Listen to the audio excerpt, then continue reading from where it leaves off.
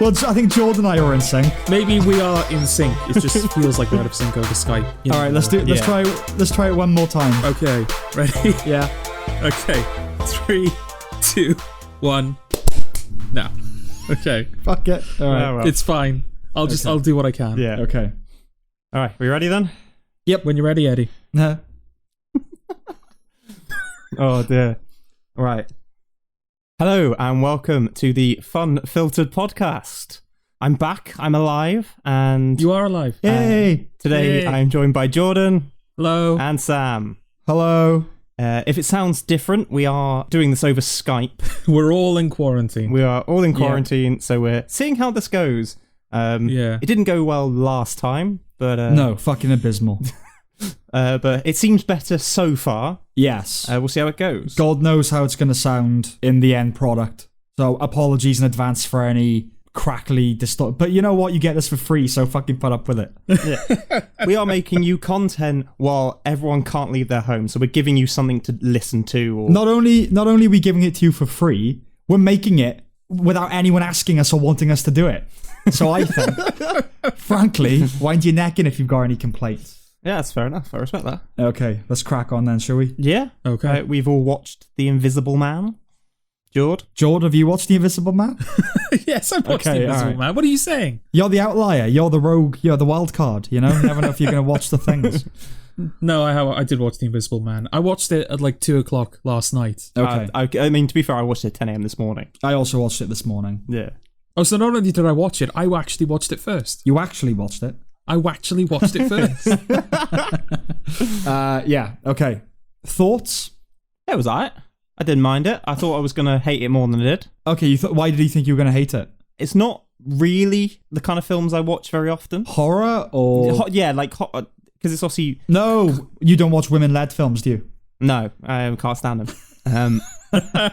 Absolutely Being misogynist and all, Eddie. Well, yeah, you know, it's an absolutely shambolic state of affairs that they're letting women lead films these days. I like this recurring, definitely hypocrisy of the running gag is that I call you a misogynist, but in terms of what's said, I'm the one that comes across as a misogynist more than anybody else, definitely. Yeah. I also like, Eddie, that you do absolutely nothing to defend yourself. You just go, oh yeah, I just run with it now. You know, fuck it, innit? But yeah, no, I don't particularly watch horror films, and I suppose that falls into this category. Obviously, they've taken the original story and put it in the modern setting, so of course it had a Me Too influence. I was going to say, I haven't seen the original Invisible Man, nor have I read the book that it's based on, No. but I'm pretty sure this is nothing like the original Invisible Man. No, I saw The Invisible Man relatively recently as part of my classics catch-up binge thing. Completely disconnected from this reinterpretation, whatever you want to call it. Yes, they are nothing alike at all. Okay. Are they too... Like, does it feel like, oh, this is just a completely different film that they've cynically slapped the Invisible Man name onto? Or does it still kind of have the essence? Well, I haven't read the book either, so I don't know which. I would presume the original is more faithful to the source novel, Yeah, or I short guess story, so. whatever it is. I don't know. I wouldn't call it cynical. I would just. It's sort of like, right, here's an idea or a property. Do your own thing with it, you know? Yeah. Yeah. So yeah, I wouldn't call. I mean, it's not like there's I wouldn't imagine there's an ardent loyalist fan base out there that I felt kind of, you know, cheated by this interpretation. But no, two is not a word I would use. It's not too separate. I would just say completely. Okay. Do you know what I mean? Okay. Two has a It value. implies they're doing something wrong. Yeah, it has a value judgment in it, doesn't it? Yeah. Okay. Yeah, I would say, is it almost fair to say then that it's basically they've taken the title and kind of run roughly with it? Yeah, I would say so. Because this was originally slated to be part of the Dark Universe. Yeah, Universal Dark Universe. Which, I mean, that probably would have been completely different from the original Invisible Man as well. This is, I suppose, a bit more in line with it because this is nominally a horror film. Yeah. It bills itself as sci-fi horror.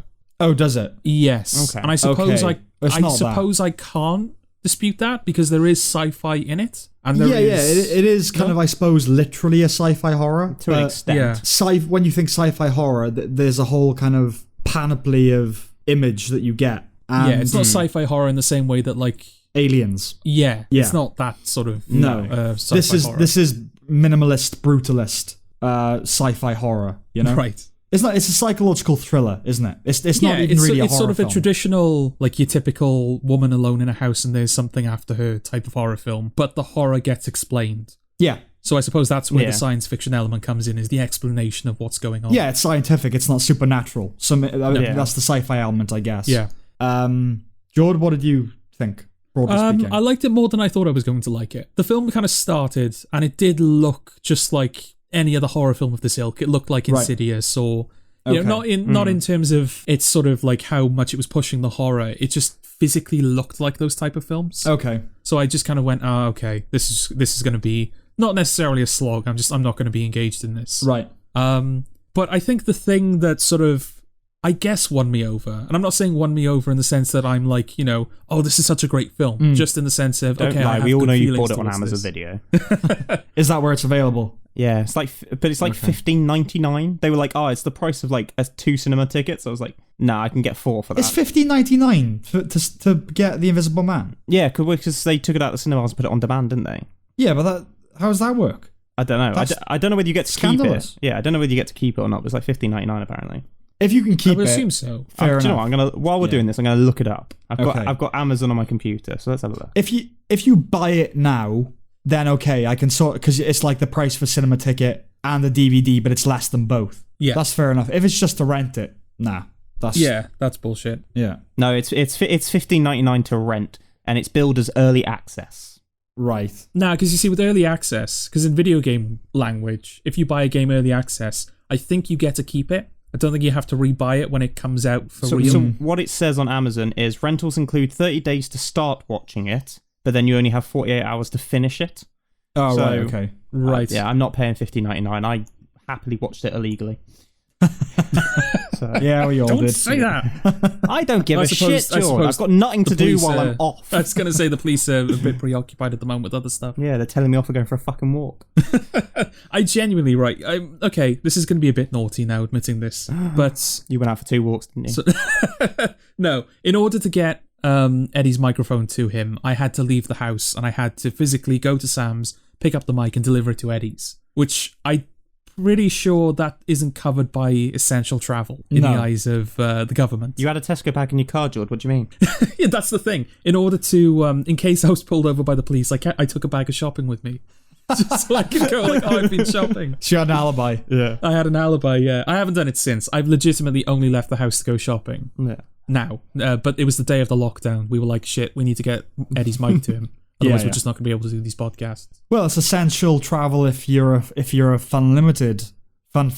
Well, yes, acolyte. of course, yeah. Yeah. But I don't know, if you feel like you're stooping to that level, like, you could pretty much justify anything as essential travel, couldn't you? I mean... But that's what's happening anyway. Yeah. I will say, I went to Tesco's last night, and I bought some sweets to have in the evening, but then I also bought things like cereal and just shoved them on top of them in the bag so that then you couldn't see the sweets. Yeah, I did that. I generally have a policy that I don't buy video games brand new. I always wait for a price drop, and I always wait to see if they bring out like other versions of them, especially in this current age of like day one patches, and Game of the Year editions and all that sort of stuff. But given that we're going to be locked down basically indefinitely for the time being, I picked up Doom Eternal, which was only released a couple of days ago. So that meant that I had to physically go to Tesco's and buy it. But obviously the way they do it is they give you like the box, but you have to give them the box at the counter and they go get the actual game. Yeah. So I just had to kind of stand there like, oh, can you can you get this video game for me, please? But I bought milk and everything as well, so that was going to be my excuse. It's like, I have come out for essentials, but yeah, can I also have this video game, please? We promised we wouldn't talk about it. We won't talk about the thing, but just personal experience. I'm having an interesting implosion in the sense of, as you both know, I'm quite obsessive compulsive. I like consistency across certain things, and Yes. And I have just sunk further and further into that in terms of arranging all my documents and making sure that there's the exact precise similarities. And at the moment I've got crippling sciatica, which if you don't know is basically, it's when you have like a slip disc or something in your back and the sciatic nerve is agitated, and it's like if you walk it shoots burning pain up your leg and back and through your whole body, basically. It's agony. And it's been at its peak the last few days. And so I've become an expert in efficiency in terms of, right, I've got to move to that side of the room for something. What can I accomplish? What can I take with me? Yeah. Across for later, you know. And I tell you, it's terrible when you kind of have to go upstairs, and it legitimately it took me. I went for a pee, and then I was coming back downstairs, and as I left the toilet, I started a podcast on my phone that was an hour and a half long, and by the time I got to the bottom of the stairs, it finished. Oh dear. Yeah. So as a result, you should listen to our top 10 of the 10s. That'll yeah. If you don't make it down the stairs by the end of part 3, then you've got problems. Yeah. So I've become a kind of master. But the worst thing is when you make that journey and realize you forgot something in the other room. It's terrible. Yeah. But I saw your post about the cup of tea. Yeah, that's true. That's genuinely yeah. So it wasn't even as bad at that point. I had made a cup of tea. When I got to the stairs, it sort of became excruciating. So that what I'll do is I'll sit on the bottom step and then push myself up gradually, step by step. I put the tea on the floor, obviously meaning to bring it with me on each leg of the journey. And given the time it would take, drink it as I ascended the stairs. And I got halfway and I had forgotten the cup. And it was just this pitiable gulf as I stared at the tea mocking me on the floor. I can imagine it. I can imagine how it'd be shot, just like from the cup of tea's point of view. You all the way at the top of the stairs. Just sobbing. Yeah. Into my elbow. Wide angle lens just so you look even further away, you know? Yeah, just aerial view. No. Yeah. It's like that shot in Jaws, isn't it? When it's doing that. What's that called? What's that shot called? Oh, the Hitchcock zoom. Yeah, that's right. Dolly zoom. There's a technical term. Yeah. Remember. Yes, that's pitiful. You know, when you've forgotten something, that it's so bottom shit misery. Yes. I mean, I would say I don't have sciatica, but I have a slip disc problem with my back. Right. So when I have that, and that literally leaves me stuck in the bed, and it's very difficult to move and do anything with that. Yeah, I can imagine. I mean, I don't have sciatica, but I am fat. So, you know, when Sciatica. Sciatica. Fair play. Yeah, okay, well, so you return to the Invisible Man. So the Invisible Man. Yeah, I was going to say, the thing that ended up sort of winning me over in the sense that I felt sort of like, oh, this is all right, this film, was the cinematography, which I think is definitely the best thing about the film. Yeah. The camera sort of like panning over to like empty doorways and kind of staying there for a while. And the fact that they always kind of they always leave enough room in the frame so it kind of feels like the camera is accommodating for another person, even though there's no other person there, which I think was brilliant. That's a brilliant design choice because it really helps sort of like solidify the idea that there could be someone in the room with you at any moment, even when there's, I suppose, not supposed to be. It's like in It Follows when they would always, like, if they were ever in a crowd, they would always have somebody walking towards the main characters, but they would never make a point of it. So you never knew whether the creature was actually in the shot with them or not. Yeah. So yeah, the cinematography was absolutely the best thing about it. Well, it's seamless, isn't it? Yeah. I mean, it's that thing of like, go on, finish. No, I was only going to say, like, there were moments of like restraint. And that's one of the things that elevates it as well, is a lot of films like Insidious, they're not restrained. No. It is just kind of jump scare constantly. And bang, bang, bang, bang, bang. And there's little moments of that. Yes, But it, like when she leaves the kitchen and it just stays on the kitchen and there's nothing happening in the shot. Yeah. Like it's just like bacon sizzling in a pan and you're like, this shot is still going. Why is this shot still going? Yeah, it's seamless in the sense of, you know, much of the film is occupied by an invisible character. And it always feels like he's there. Yes. You know, and it's one of those things that when you watch the film, it doesn't really occur to you. But then when you think of it from the ground floor of they had to construct this whole thing, like, oh shit, you know, that was really an accomplishment. Lee Whannell, is he the guy behind Insidious? I don't actually know. Okay. I should have probably looked up. The writer-director. Because I will say, I haven't seen those films. I have no inclination to see them. They're not my kind of thing. But this felt much more like a Mike Flanagan joint. Yeah, I could have pictured him doing something like this. Yeah, cinematographically and the kind of horror with restraint. You know, classy horror. He directed Insidious 1 to 3. Okay. Yeah. So no. Sorry. He wrote 1 and 2 and then directed 3. Sorry. Oh, yeah, he's did definitely a Upgrade horror as well. guy. Yeah. Did what? Sorry. He did Upgrade. Oh, did he? Yeah, because I think the villain from Upgrades is in this briefly, isn't he? He's the guy that she goes to have the job interview for. Oh, right. Okay. That sentence wasn't correct. It wasn't grammatically correct. But it got the point across. Yeah. I really liked it. Like, I liked it a lot, I gotta say. Similarly, I don't know, I had a kind of... I hadn't seen any trailers, but it had that look of, oh, this is sleek, refined horror, you know, where it's not genre horror, it's kind of... It's psychological thriller with one foot in the horror genre. Like Hill House. Exactly like Hill House. This looks a lot... It has the kind of colour scheme and even kind of colour grading of that sort of thing. Yeah, now you mention it, it does a bit. It's a bit grayer, you know, stark, cold. But I was similarly... I'd heard that it was kind of about gaslighting, and so I was similarly a bit kind of aggrieved, I suppose, before I saw it. But I didn't find that element at all irritating. I thought it was done quite well. What about you guys? What do you think of that? Not, I wouldn't call it the Me Too angle, but I suppose the female empowerment angle.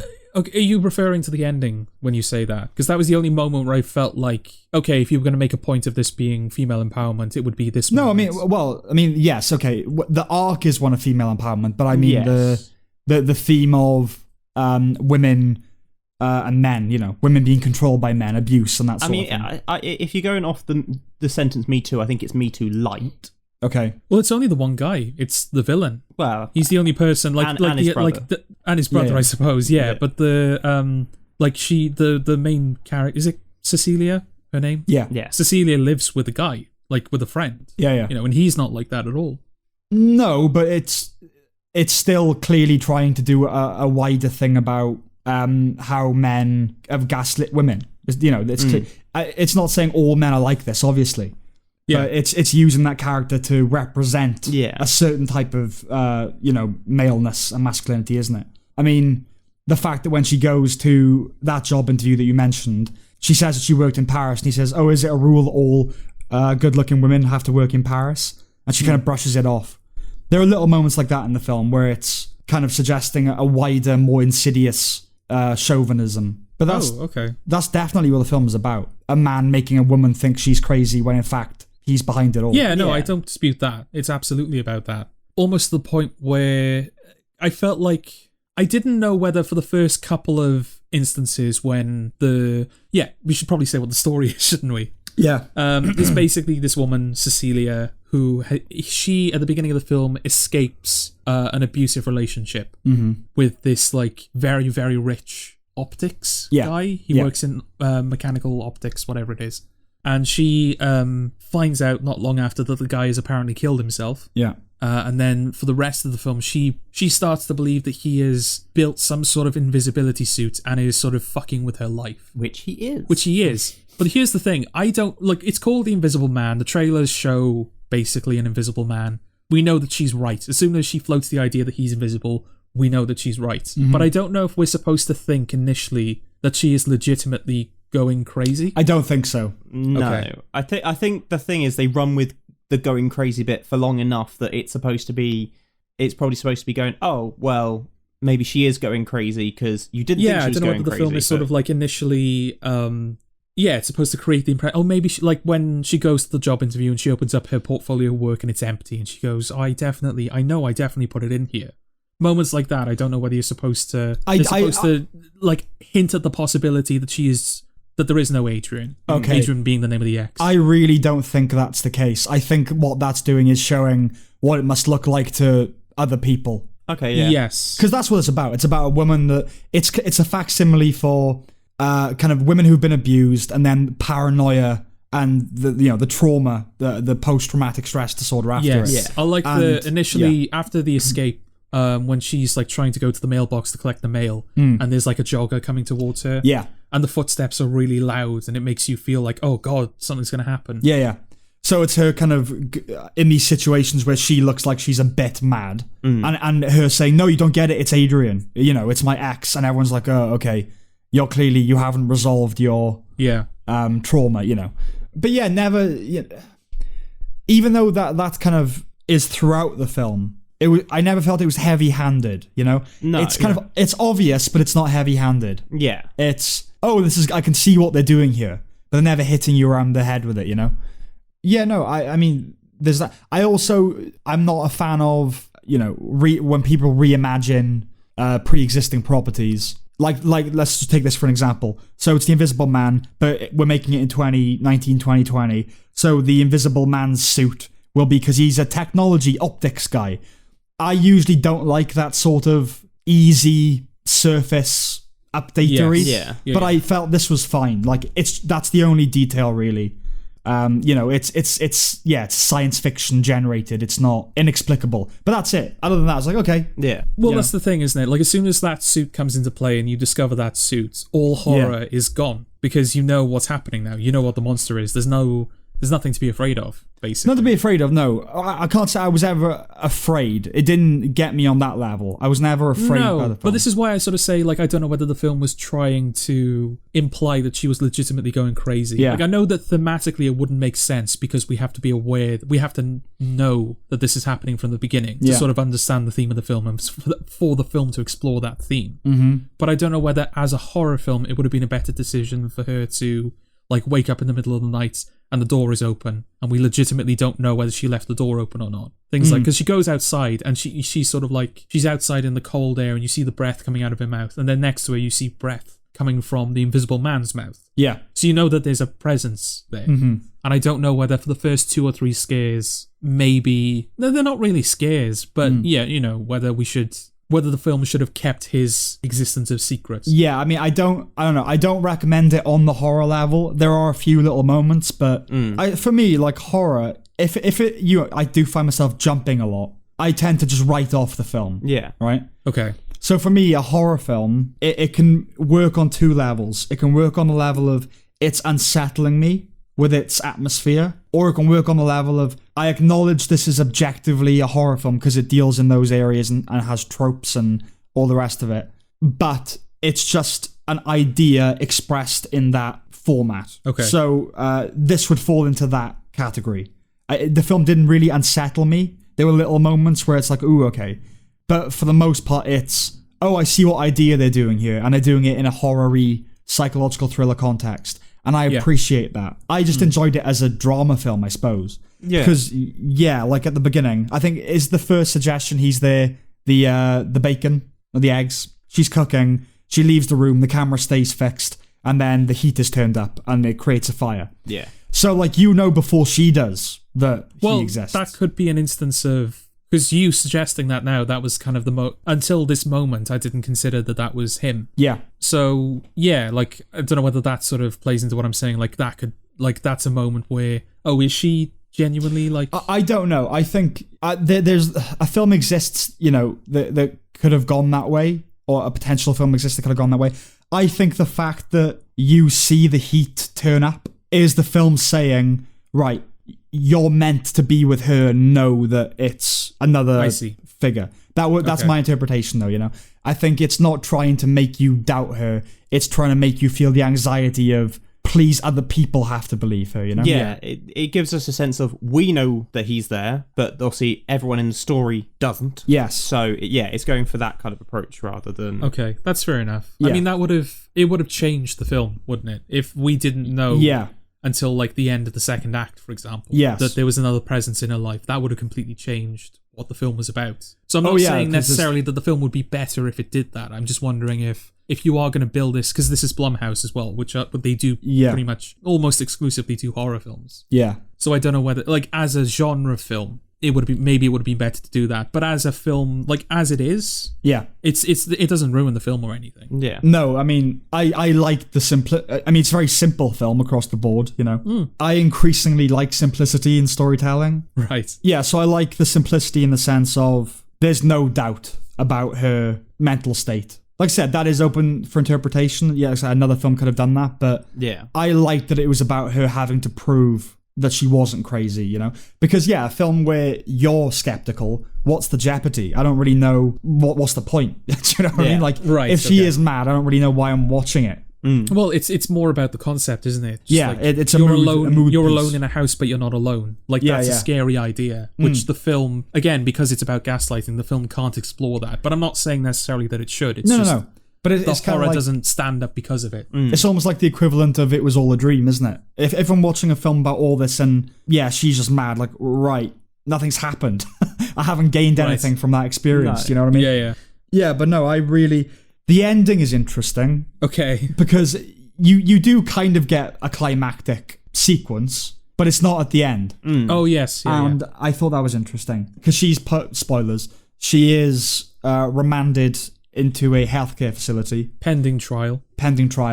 And by this point, she's sort of getting to grips with, she knows he's there all the time and she's figuring out how to outwit him. Yeah. And so she's escaping as he is kind of murdering police officers and guards around her.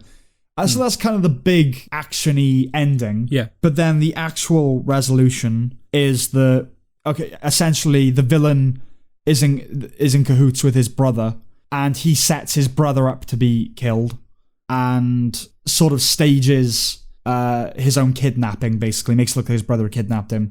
So the film ends with her going to visit him because she is pregnant and he wants her to return to him. He's using the baby to sort of wheel her back in. Yes. Reel her back in. Yeah. Yeah. And that's it. They have a dinner. He's clearly mad. Yeah. And she kills him.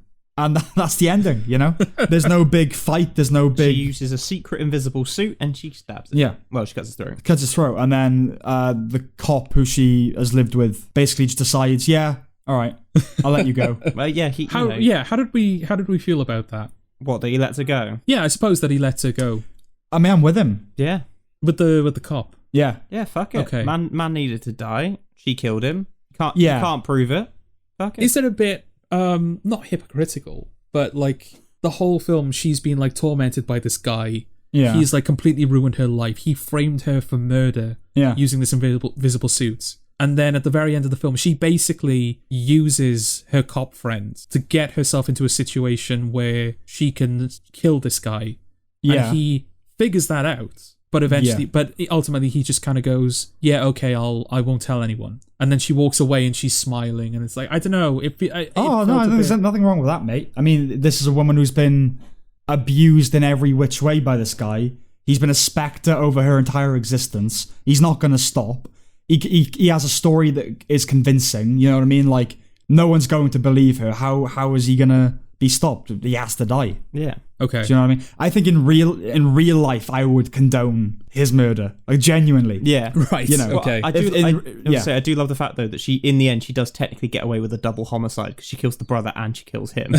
Yes, I mean to be fair, the brother is much more in a self-defense scenario. Well, yeah. Yes. I suppose. Yeah. Well, okay, that's micro self-defense. When she kills the main villain, I suppose that's macro self-defense, isn't it? Well, no, my problem is not that she killed the main villain. Yes, I'm completely on your side. He absolutely deserved to die. Yes. My only worry is that it hurts the character, the fact that she did that. Why? Well, like I said, the fact that, she used the invisible suit to make it look like he committed suicide. Yeah. Well, she's turning his own weapon against him, isn't she? Yeah. Right, okay. This whole film, he's been kind of one step ahead of her. And then at the very end, she gets the leg up on him and she outsmarts him, doesn't she? Yeah. All right, that's fair enough. Yeah. Like, that was my only worry.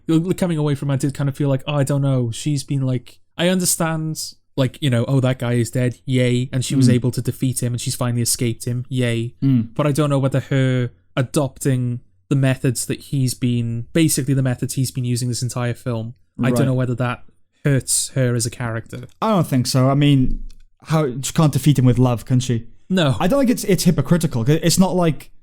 Well, it's just not. Do you know what I mean? It's not hypocritical kind of...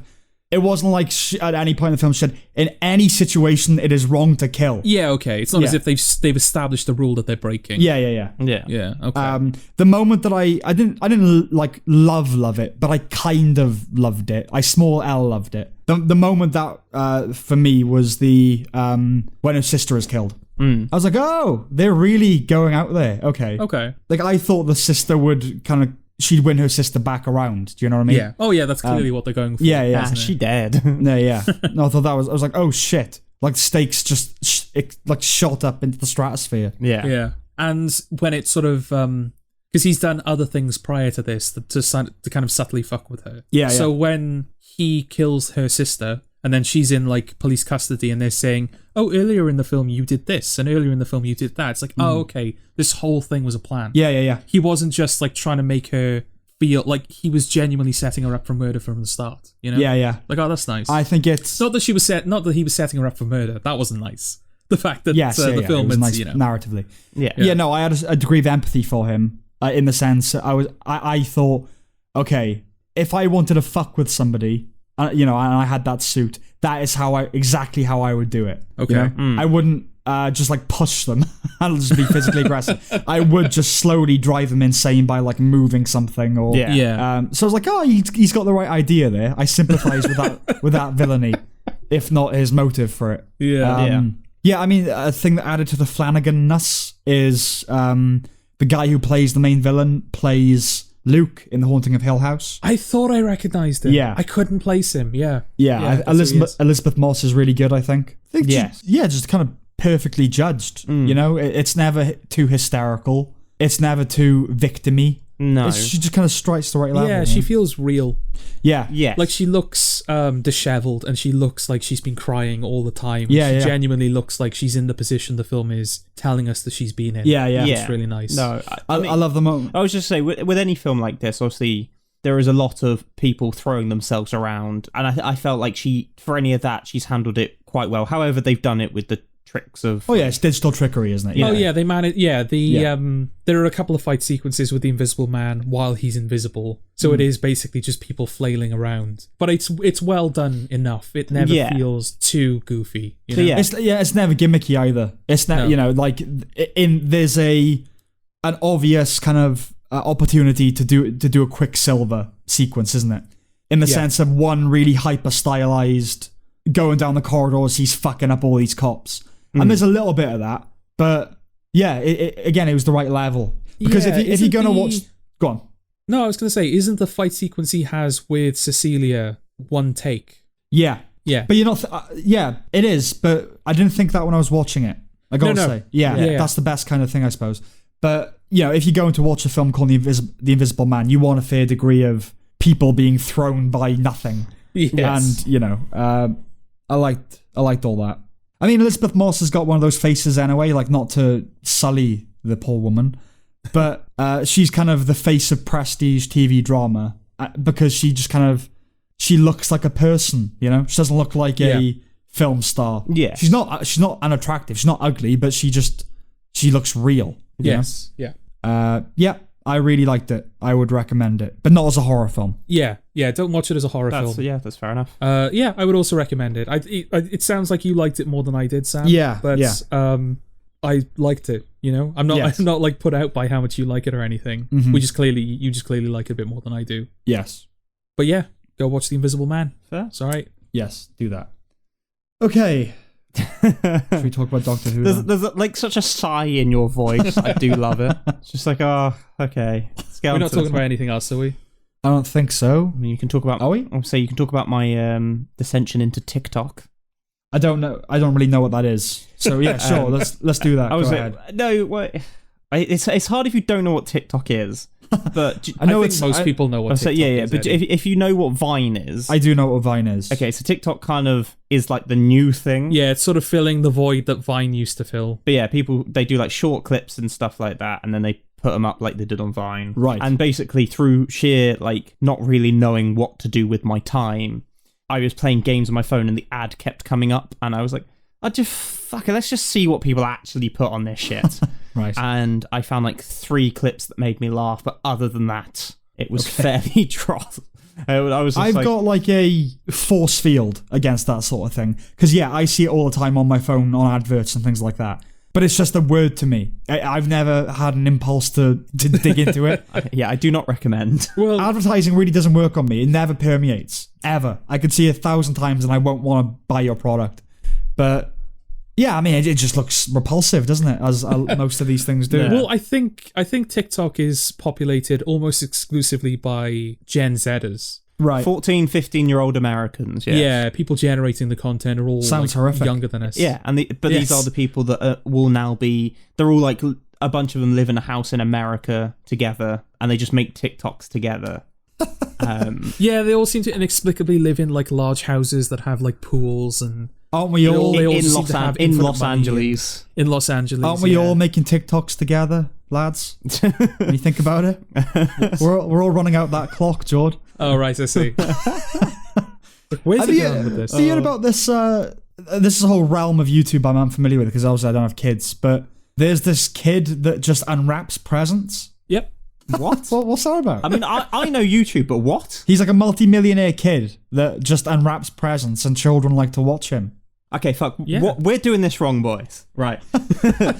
How are we not making millions when there's a kid out there unwrapping I know of presents? him. I don't know much about his content. Is the idea that he doesn't know what's in the presents? Or does he know what's in the presents and it's just... Well, is it like a mukbang where like the sheer experience is what kids like about it? Well, I was listening to another podcast, so this is kind of topic hoarding, but they were talking about... it's gotten to the point because he's sort of a celebrity now, and he has toys of him. There are toys of him. He has his own toy line, and now he unwraps his own toys of himself. Fucking hell. Which is just something, it's like the most 21st century tableau of just kind of onanistic indulgence, isn't it? Nah. We are, how are we not making the money and people like that are? Well, just think about it this way, right? If that kid's unwrapping a toy of himself, do you think it's feasible that we all exist within a matrix and we are just being kind of unwrapped?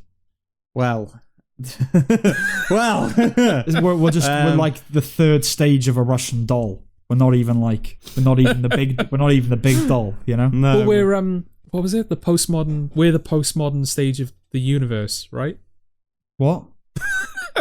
Remember we were having a conversation, we had an argument like ages ago. You aren't aware of this, Eddie. Okay. You said to me, Sam, that you said like you can't, the thing that sort of really gets you is that the universe created beings. That's the thing that like a 3 o'clock fucks me up a bit. Yeah. The idea that this completely inexplicable, impossible, cosmic, existence. The fact that existence happened, and if you just look at it in terms of just throwing things into a petri, just random collisions of energies and fusions and stars and rocks and nothing. Yeah. And that process generated a species that was able to understand that is part of nature and separate from it. Fucks me right up. So yeah, you say we're the third doll in the Russian doll. Yeah. I say we're the postmodern stage of the universe, because postmodernism is all about self-referentialism and sort of being aware of like meta storytelling and all that kind of stuff. So yeah, humanity is the postmodern stage of the universe. Okay. Is the universe postmodern or was just the Earth? Like how is the universe postmodern? No, you said it. You said it. We live in a postmodern universe. No, we're postmodern. We are the postmodernists of the universe. The universe just is. The universe is the construct. We're the postmodern element of that. People are in a post... No, how on? So the universe humanity is a postmodern construct of the universe. Yeah, we're like... So the universe is the film or the piece of media that we're in, and we're the postmodern element of that. Because we understand it, and because we can comprehend the form. We are postmodern. Humanity is intrinsically postmodern. Yes. I get you. Okay. Yeah. So humanity wasn't always postmodern because it didn't always understand. Okay, all right. So humanity's become postmodern. Yes. I love it when you do this. Oh, mate, you should see some of the conversations we've had recently. Oh, I just head banging. Next time, just whack a mic on and record them. Give it to the people. Genuinely thought the about people will love it. What have we talked about recently? What conversation are you alluding to? I was trying to explain how we all never know why there's something rather than nothing. Oh, was this the conversation that led to you saying like I can't understand how? Yes, I think so. Yes. Yeah. Yeah, because you were saying that there's always going to be knowledge that we don't have. There's always going to be a boundary to, even if you know everything, you're still not going to know why there's anything. Yeah. Yeah. And I was trying to be optimistic and being like, no, but we could learn about that. And you were like, yes, but then there'll be like, then the boundary will move. Yeah. For some reason, we weren't like understanding each other. So we just had this like massive argument. I was basically saying, it got to the point where I was like, Jord, if I can say one thing is true in the universe, if I could stake my life on one thing being true, is that we can never know why/how there's something rather than nothing. He's like, but maybe in 10 years we'll have better technology. I just thought you were being a pessimist. Such crossed channels. It was brilliant. Okay, let's move off of that then. Yeah. Okay. So, was there anything specifically you wanted to say about TikTok, Eddie? No. Just to highlight that's where my life's got to. Do you recommend it? God, no. No. Absolutely Okay. You were not. on about this kid who opens presents for a living. Like, there are people who are TikTokers. That's their occupation. Aren't we all TikTokers, though? Yeah, there we go. But yeah, there are people who go to like conventions and stuff, and they're a TikToker. Like, bear with. people go to see them. My father's pulled up with meats. Bear with me. Okay, for the sake of the audience, Sam is now very, very slowly standing up. He's just from his waving. chair. He's just literally just waved a crutch at us on Skype. That is a slow hobble. Yeah, with his yeah. sciatica, he might be gone a while. I mean, at this point, the tortoise is winning that race. It's beating him. You could have. So what have you? Go on. Yeah, sorry, no. I was going to ask what else you've been up to. Because, like, if we talk now, like, back when this was unscripted, Yes. like the very, very early days of this, when we were a completely different podcast, the very first episode, I wasn't on it. No. And then the last episode, you weren't on it. Yes. So if we do this little mini podcast now without Sam, then we're all on equal footing. We've all not been present for a podcast. Yeah. So what have you been up to, Eddie, other than TikTok? I mean, I completed Modern Warfare 4, Call of Duty 4 Modern Warfare in the last couple of days while I've been off. All right, first time? No, but like I could have easily done it in the first day and I made it last 3 days. Right, okay. But yeah, I was like, I've got to eke it out because the game I'll end up playing the most will be Fallout 3. Right. So I'm kind of leaving that to the end. Yes, yeah, I can't remember what podcast it was on, but you alluded to, you said, like, you mentioned that you had a favourite game, and the conversation just sort of naturally moved on. Yes. But Fallout 3 is your favourite game, Yes, right? it is, yes. So yeah, that's the kind of the one I'm leaving to the end. So I'm going to work through, I've done Modern Warfare 1, then I'm going to do 2 and 3. Then I've got LA Noire, and I'm going to go and do that. Okay. And then I've got Batman Arkham City. So I'm going to do them and then leave Fallout 3 to the end. I think that's the best one, personally, Arkham City. That's the second one, right? I can't remember. I think so. That's definitely the best one. But yeah, so that's kind of the plan while the pub is shut, and then we'll just sort of see how it goes. So multiple spanners in the works. My mother's home. What? It's in the third drawer in the plastic. This is all staying in, Sam. Yeah. It's all staying. Yeah.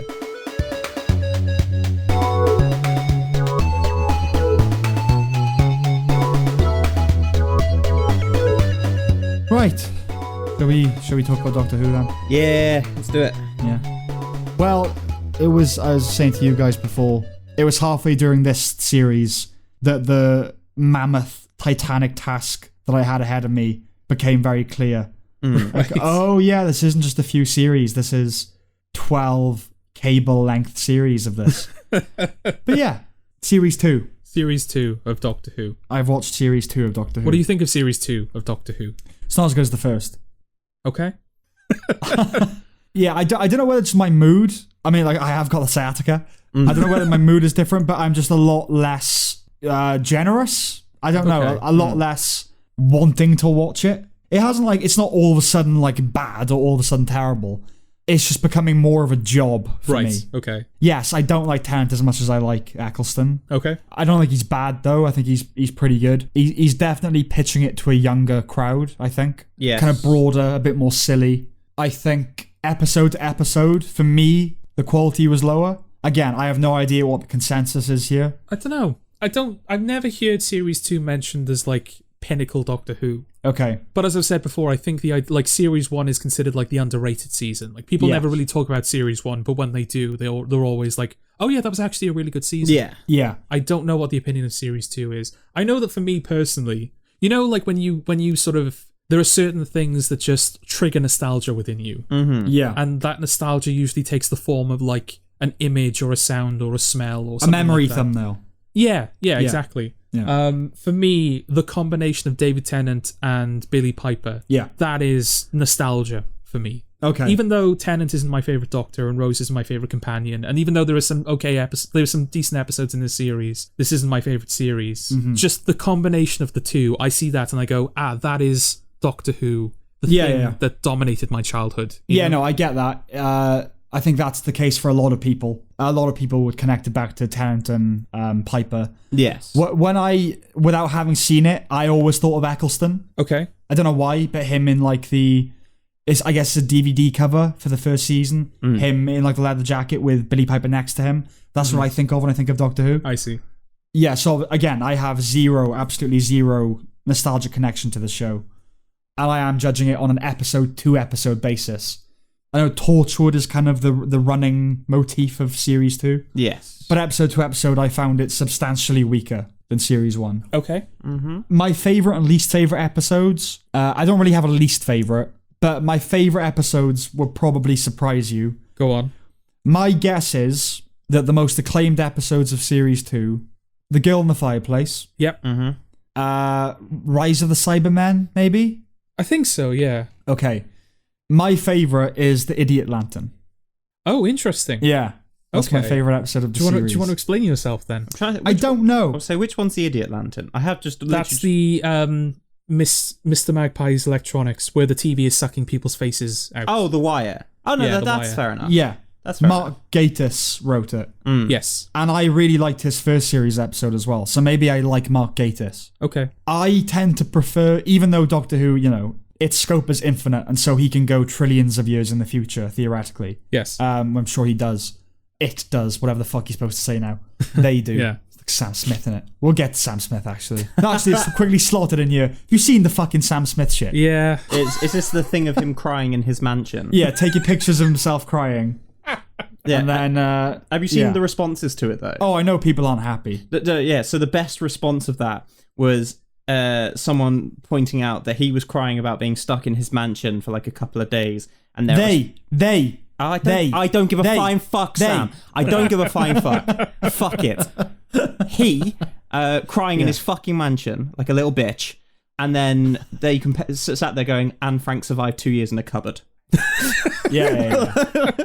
Like, you know, again, perspective. it is all a matter of perspective, and you know, usually I'm not one to say, like, if someone's, you know, depressed or miserable, I don't really believe in going, oh, but there's someone out there who has it worse, because that doesn't help anything. And you know, everyone has their own problems they deal with, but in this particular case, it does feel like, mate, you're just being asked to stay in your house. Yeah. I know you might be going a bit stir crazy, and it's difficult, and it's anxiety flaring, and it's uncertain. I get that, but just get a grip. Yeah. Thing. Get a grip, man. I guess it's get a grip thing. They need to get a grip. No, that sounds low key filthy. That does. Low key. Oh, go get a grip. Go get the grip thing. Yeah. Yeah. I want to spice things up in the bedroom. Go get the grip thing. But it does feel like I've seen a few like veterans kind of making videos going, I served my country by going to Normandy. Can you just stay in and watch telly? Have you seen the Piers Morgan rant? Yeah, I'm with Piers. I mean, he and I have a fraught relationship, but I'm through this whole coronavirus thing. I'm with him. I gotta say, Yeah, absolutely. Yeah. A lot of people as well. In fairness to them, I've seen a lot of people who would typically shun anything that Piers Morgan has to say. I've seen them going, you know what? In this instance, he's absolutely right. Yeah. Basically, if people haven't seen it, what show does he do? It's not This Morning. Good Morning Britain. Yeah. Good Morning Britain. Yeah. On Good Morning Britain, basically, the UK were told to sort of limit social, like going out and social interactions and all that sort of stuff. A lot of non-essential businesses were closing down, and as a result, a lot of people were going to like beaches and parks and mountain ranges and stuff like that, just like treating it as though they were on holiday or they had time off work. And the following day, Piers Morgan came on the TV and basically said, what the fuck is wrong with you people? Yeah. Basically echoing what you kind of said, is that, you know, men and women were asked to go and serve their country and die for their country. You're being asked to stay in and watch the TV, and you can't even do that. Yeah. It's disgusting. It's embarrassing. It is. And then I think a day or two after that, that's when Boris Johnson announced, okay, we're locking down the country now. It was that. Because, we're talking about it. Yeah, well, it's... Okay, I tell you what, right? It's going to happen, I'll semi-break... I know that. We will never talk about, like, how bad it is. We won't talk about how many people have it, how many people are dying. Yeah, we're never going to be like, okay, for this section, we're now going to talk about the coronavirus. No, yeah. Moments like this where it sort of naturally slips into the conversation, I don't think they can be helped. No, yes. But I think that's why it happened, right? It's because they were trying to hold off for ages. Yeah. I think there's a financial motive as well, but, like, we don't want to have to command people to stay home. Yeah. We'll trust them. Well, that fucking failed. Their trust was misplaced. Yeah. Because, what do you think that is? Is it, you can't be ignorant of it because life is coronavirus at the moment. you have to know what's going on about. The day before the lockdown, I was out in the world, and I was in a shop somewhere, and I overheard like someone at the counter speaking to the guy behind the counter, and the customer basically just kind of went, "It's just a bad flu, innit? I don't know what all the fuss is about. Right, it's the cold, basically." And in fairness to the guy behind the counter, he lost his shit with him. Oh, did he? Like, genuinely. Okay. He was like, well, it's not a cold, mate, is it? People are fucking dying. Yeah. Just like in the shop full of people, he was going, you're wrong. So good on him, I suppose. But I think there are genuine instances of people who are just ignorant to it, or people who just think, oh, it's not that bad. I think denial. That's what I think it's denial. I think there are people who genuinely think, it's not. I'm not going to get it, and even if I get it, I can survive it. Yeah. When it's never been about that, it's been about flattening the curve is the buzzword at the moment, isn't it? The buzz phrase, sort of making it easier on the health service. But I think a lot of people were just like, either just not thinking properly or just they're in straight up denial about it. I think denial. I think it's we were talking about this before recording as well, but like in 2 or 3 years' time, we're going to get 50 coronavirus films. And that's going to be very annoying but understandable, and a lot of media is going to be infected. Can I say no pun intended twice?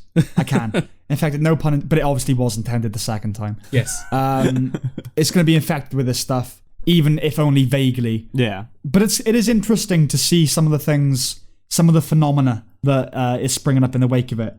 Everyone has a take on, it's man-made. Think about it. Yeah. It's been, there's that, obviously. But, like, in terms of who's to blame, that shifts. China did it, America did it, Israel, all that. Then there's people using it to say, oh, look, we've resorted to socialist measures. This is clearly a sign that capitalism was always intrinsically inferior. Yeah. There's that. There's people saying, this is planet Earth. It's revenge for us eating meat and for, pumping, making paper. Like greenhouse gases into the environment constantly. I could understand that. But eating meat? Yeah, well, because obviously that's how this started, isn't it? A guy ate a bat. Oh, I see. Okay. Yeah. All right, I see the flawed logic there now. The vegans have got to have their uprising, that. But it's just everyone using it for their own ends. It's just really fun. The amount of people who are going, it's not that bad.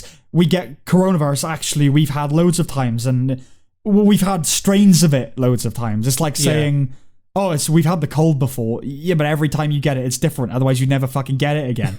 Yeah. I miss when people were posting Bane memes and saying, look, Bane was right. Yeah. Yeah. It's like genuinely borderline impossible to go through your newsfeed and see anything but coronavirus. Yes, which is legitimately one of the reasons we're trying. I say we've declared it, but we're still doing it. Yeah. But we're genuinely trying not to talk about it. Because as interesting as it's going to be, like next year or the year after or whenever this thing is finally like done, to sort of listen back to podcasts and media and like stuff at the time and be like, oh shit, we genuinely were living in a world in which, half the world was on lockdown and people couldn't go to school and all of these places were shut. But we're living it right now. Yes. It's just exhausting to hear about it. It's exhausting to hear about it. Genuinely exhausting. But I mean, this is what 24-hour news was invented for, right? Yeah. And social media now, it is endless, and nothing like that. Obviously, nothing of this scale has happened really ever, period, or nothing comparable. But in the age of social media as well. Yeah. Imagine 9/11 if social media had been a thing then, Yeah. But 9/11 sort of gave birth to 24-hour news, and now we are seeing, it exists for exactly this sort of story. Yeah. I mean, it's difficult for me to fully appreciate because I don't really leave the house. And so for me, nothing really looks that much different. Yeah. But I'm trying to appreciate this thing as it's happening. I don't want to look back. Not that it's an opportunity, but just as like a cognitive construct. I want to exist within it as this is happening. I'm not look back and go, oh mate, you were part of this like massive fucking global thing. Yeah. And you didn't even realize it. I'm trying to realize it as it's unfolding. The thing that will interest me is how, even in just like a couple of years, we will look back on it. How it will be remembered in the history books, because it will get in the history book. So how it will be remembered. I don't know. Whether it'll be taught in schools or not is one thing, but it will be like this is going to go up there with like 9/11 as like, notable worldwide events. Yeah. See the thing, it's on that, it's bigger than 9/11. It's even bigger than that, yeah. It's less cinematic. And I don't mean to be glib or cynical when I say that, but like you know, a big part of why 9/11 was as big as it is because it's a movie, you know? Yeah. This is a movie, but it's a less stagey one, it's a less visible one, you know? Trump is trying his best, though, isn't he? Did you see that statement where he said, I'm a wartime president against this invisible killer or something like that? Yeah. Oh, come on, mate. It's just because he keeps calling it the Chinese virus. I fucking love him. Well, this is winding me up, right? Like, obviously, it's called coronavirus COVID-19. It's okay to refer to it as the Chinese virus. It is the Chinese virus. It came from fucking China. Do you know what I mean? It's not to say that, like, Chinese people are to blame. Yeah. It just originated there. It's like some of them are. What? Some of them are. Well, the Chinese government is to blame. If it came from China, then by virtue of it coming from China, some Chinese people are to blame. Yes, of course, but in the sense not all of them, obviously. Yeah. We're not being racist, all that. No. The government is to blame. The people of the Chinese government are to blame for becoming a global pandemic because it's an evil totalitarian state and they've repressed, you know, data. But I've got a sneaking suspicion it's not going to be remembered as much as we think it should be. Fair. Okay. I'm not saying it won't become an historic event. Yeah. It depends how bad it gets. And it's definitely, you know, a milestone on the continuum of human history. But I think in the age of social media, even though it's everything at the minute, because everything moves on like that, I think that as soon as it's over, back to business as usual. And people are going to remember, oh yeah, remember a few years ago there was that weird fucking thing where we had to stay at home for a few weeks? But it's not going to be, man, we lived through like this major event in history. I don't know, maybe it is because our involvement in it is so passive. Yeah, there's that too. Like it's not like the war where, you know, we've been drafted, or we've been sent to like, you know, country houses in the middle of nowhere. And it's not like 9/11 where, you know, people were like taken out of house and home and they lost it, like all this kind of stuff. This global pandemic is happening and our involvement in it is literally, we just have to stay home. Don't go to work, don't go out, don't do whatever. We have to sit on the sofa, watch some TV and fucking accept it. But that's part of the problem, isn't it? Like in terms of it being everywhere, because it's on social media and because it's on the news and because it's like, we can't escape it because we can't leave the house. Yeah. So the people who are saying like, oh, well then don't watch the news. It's like, well, what else are you supposed to do? I can't go anywhere. Yeah. I can't do anything. I'm literally stuck in this environment where it's constantly being thrown at you. Yeah, you can't let yourself, because it is everywhere. Everywhere. Yeah. As it should be, you know, perhaps. Yes. But I just think, you know, pre-social media, everything would have been literally and necessarily less. You know, everything would have been, it's on the news every night. Yes. Yeah. Is that our COVID-19? That's the update you get in, and that's it's going to be going in the timestamps now, isn't it? Oh no, there was one more detail. Oh god. One of the considering the net losses and benefits of it. STDs. What do you think about those? Do you think they'll go down, or do you think they'll go up? Do you recommend STDs? What's your opinion on STDs? Never had one. Yeah, I'm not going to knock it until I've tried it. You know, I wouldn't recommend it. I mean, I have been to the clinic, but it's quite fun. Just because I don't know if I ever told you this. No. I don't know if I've ever told either of you. I feel like I might have told you, Sam. Okay. But I went to the clinic on one occasion, and there was someone I knew also in the queue. Right. Yeah. Have I told you about that? I won't name the name. Yeah, you have. Yeah. But yeah. So I was in the queue waiting to go, piss in a cup.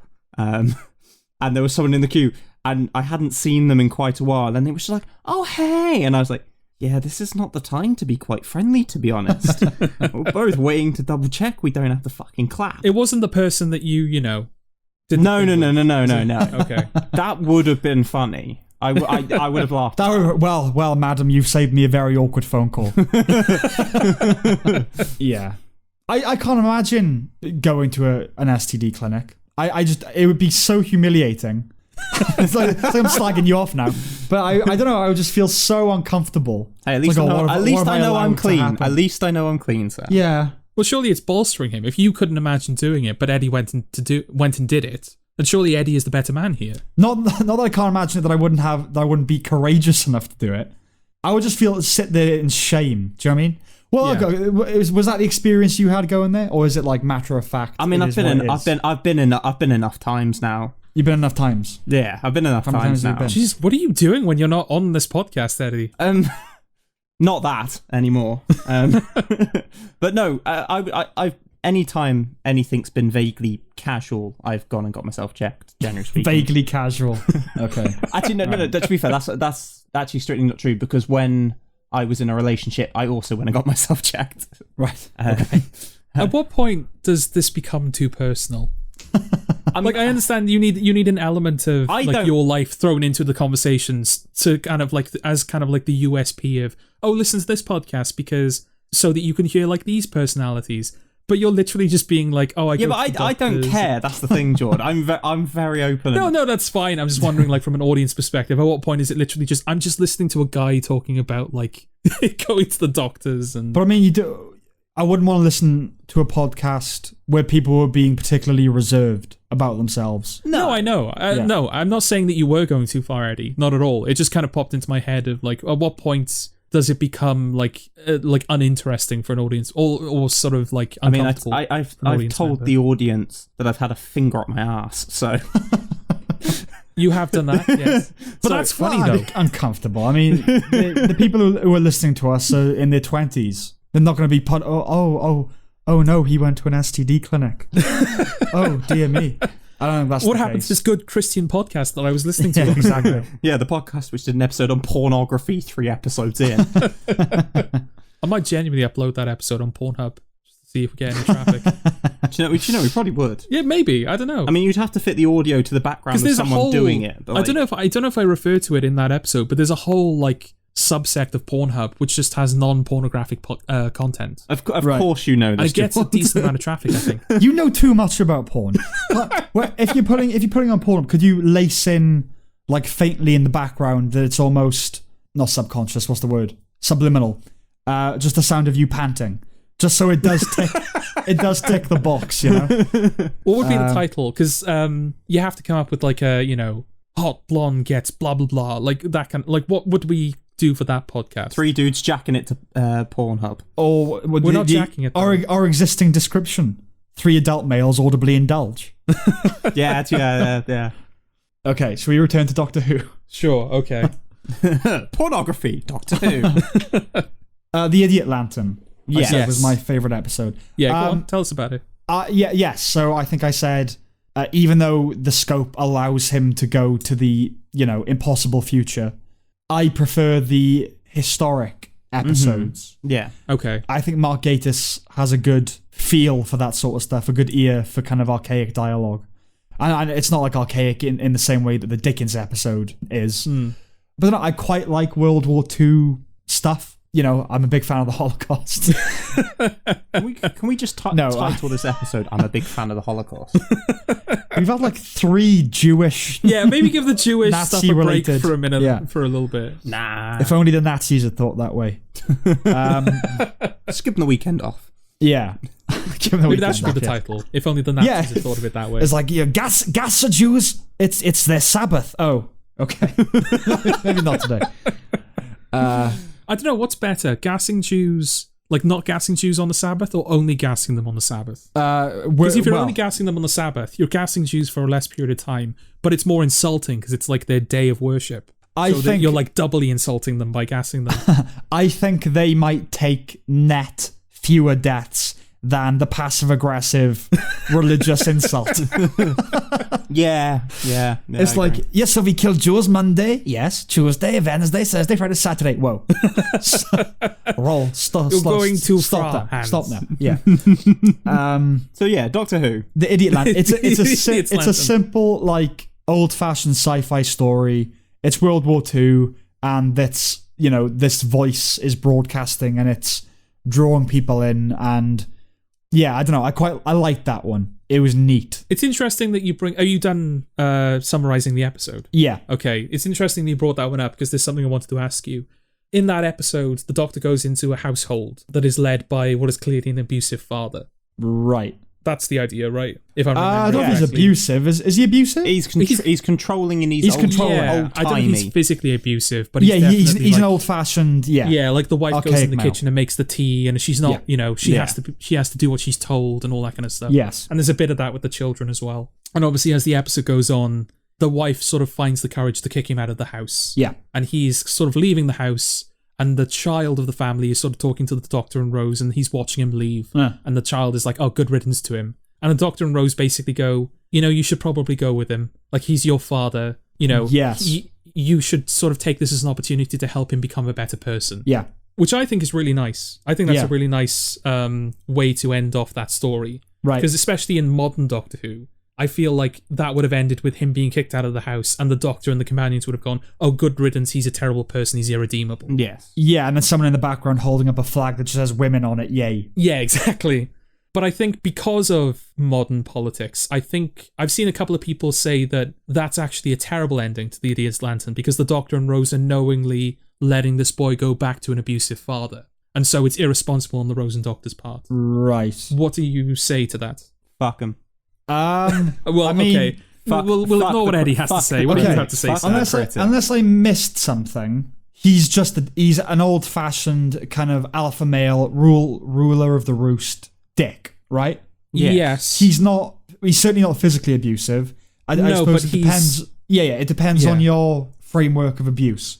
He's not like psychologically abusive even, is he? Well, he's not like I said, he's not pleasant to the wife. He's like, oh, listen to what I'm telling you, dear. Do what you're told. He's just make the sandwiches, all that stuff. Yeah, he's an old-fashioned male chauvinist. He's a prick, and he's aggressive as well. He seems to have a bit of a temper to him, from what I remember. Yeah, I mean, I don't know. Of course, there's nothing wrong with. I mean, he's still I'm not saying he's the father and therefore he has rights.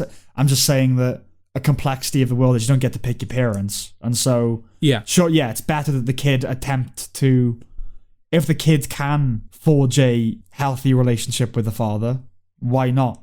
We've all got to reconcile where we came from. Yeah, that's stupid. That is just that's retrospective politicking. Yeah, I mean, like we mentioned maybe in the last one on the podcast before, in the same way that if you go back long enough, every film is a right-wing oppressive. Yes, yeah. I know I remember you saying that. Yeah, obviously I was a child when the episode first came out, so I don't know if it was a criticism of the episode at the time. I don't imagine it was. No. Because the BBC wouldn't have done it, I don't think, if it was if that was a genuine critique. Or if they feared that would be a genuine critique. Yeah. Well, but back in 2006, forgiveness was still a concept that existed. Yes. It just doesn't anymore. No, it doesn't. Yeah, that's my favourite episode of the series. Okay. Am I correct in assuming that The Girl in the Fireplace is very highly acclaimed? Absolutely, yeah. It is the one that I think was nominated for the award that year. Okay. Yeah. It was also The Girl in the Fireplace. It was the first episode of Doctor Who to scare me when I was a child. The thing under the bed. I was legitimately scared of those clockwork droids when I was young. Okay. It is. I understand. I watched it sort of thinking, I know that would have kind of freaked me out a bit if I was a kid. Yeah. That hasn't happened with a monster yet. No, Stephen Moffat does that. He's very good at conceptual villains. Like the clockwork droids. He's Mummy, isn't he? Are you my mummy? Yeah. Yeah. Are you my mummy? Yeah, exactly. Generally, I didn't expect that then. That just kind of freaked me out a bit. When you did. But that... Finally, because in the last episode, Eddie, it said that it didn't scare him, and you managed to scare him with it. Yeah, it's because I don't know, there's something about the audio of that. Maybe you went closer to the mic. I did. It was so...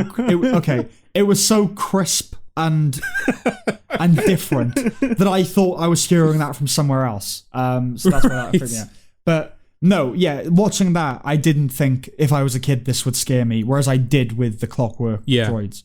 When he kind of emerges from under the bed, it kind of jumps out from under the bed. Yeah. Yes. And just the idea of the clock being smashed, but there's still ticking in the room. Yeah, I like that. A nice uncanny idea. Yeah. It is my favourite episode of that series and one of my favourite of the whole new series. Okay. Oh, interesting. Okay. It's not my favourite of the series. I think that honor will always go to Doomsday. Okay. But I could be thinking of that purely as a fan of the show. So the fact that the Cybermen and the Daleks are occupying the same space. Yeah. That could just be what's carrying it for me. Okay. So Doomsday is the finale. Yes. Yeah. Didn't like that much. Okay. I didn't dislike it. I just think the Cybermen are shit villains. I think they're shit. I think they're rubbish. Oh, is that your hot take, Sam? I don't know. It's my hot take. The Daleks, I mean, they're both iconic, but the Daleks are obviously, they've got that thing. They're angry and they want to, take over the world, whatever. Yeah. I don't know what the Cybermen really offer. Well, these Cybermen are almost a complete reinvention. I mean, their design is reminiscent of the older Cybermen, But the original Cybermen were aliens. Am I right in saying that, Eddie? Yeah, when you get to a later series, you'll see the introduction of Mondasian Cybermen. And Mondasian Cybermen were like the first ones to come around. They were from the planet Mondus. Yes, so the Cybermen were sort of aliens that started replacing themselves with mechanical parts. Right. And then, because they saw it as like a genuine upgrade, they continued to do that, and they sort of took it upon themselves to, quote-unquote, upgrade all compatible life forms. Right, okay. So what they call Cybus Industries Cybermen, they're similar in that it's coming from the same place. Yeah. But the fact that they're from Earth and they're kind of human design, that's completely new. Yeah, you know? I just don't know what they offer, really. I mean, the whole, like, assimilation and all. We've already got a mechanical massive force. I don't really know what they bring to the table. What do you mean by that? What mechanical force? Well, Daleks, like a robotic style. No. I know they're not robot, but you know what I mean. Like, they tap into. I think they tap into a different anxiety, don't they? Because the Daleks are a Nazi facsimile. You say that, George, right? But kids aren't going to get that.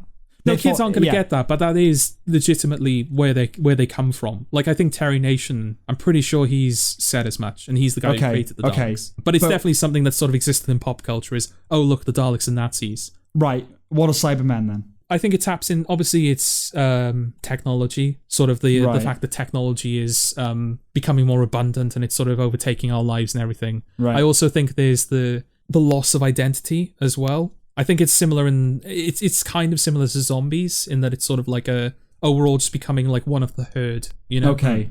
We've lost all our individuality and we're all just becoming I don't know a cookie cutter version of everyone I don't else. really know what level to think about it, on which level to think about it, because all that sounds right, but its audience won't understand any of that. But that's the thing, because you're still working on the assumption that this is purely a children's show. Mainly, yeah. Which, yes, if it's purely a children's show, then yeah, there's kind of... It's not that there's no place for analogies like that. It's just the audience isn't going to understand it. But it's not... When it's a family show, then there is a sector of your audience that's going to understand that. Okay, but hear me out. So there's the stuff for kids. Yeah. And then there's the stuff for adults are going to get, it's a Nazi kind of allegory or whatever. Yeah. And you say, it taps into anxiety about loss of identity and assimilation and uniformity and all that sort of stuff. But they're called Cybermen. It's silly. Do you know what I mean? If I want a good allegory, a good parable, I'm not going to Doctor Who for it. If I want an adult exploration of these ideas, I'll watch something that's made for adults. Okay. For me, Cybermen are just robots. That's it. I don't know if this is like when I say that like the Daleks are Nazis and the Cybermen are the fear of like losing your identity and becoming one of the herd. I think that's more just sort of like that's where those villains came from. That was part of what informed the makeup of those villains, as opposed to their active role within the series is exploring these ideas. Yeah. Because like Dalek doesn't really touch on... You were saying that like one of the things you liked about that episode is it's an idea of like this killing machine, this creature that was bred for destruction, and it's a soldier, and it's lost its commanding... Yes. There are no more soldiers, there's no more war.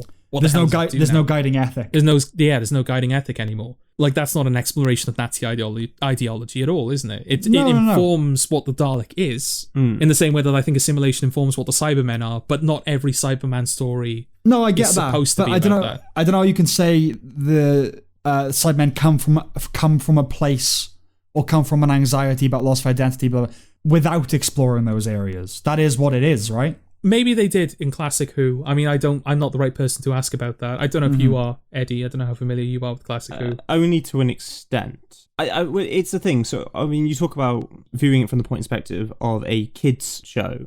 It was a family show when it was made. It is the thing that people used to gather around as a family to watch every Saturday. Yes. So it would have catered to something for the kids, something for the adults. So whether that taps into that, I don't remember the first time the Cybermen were introduced.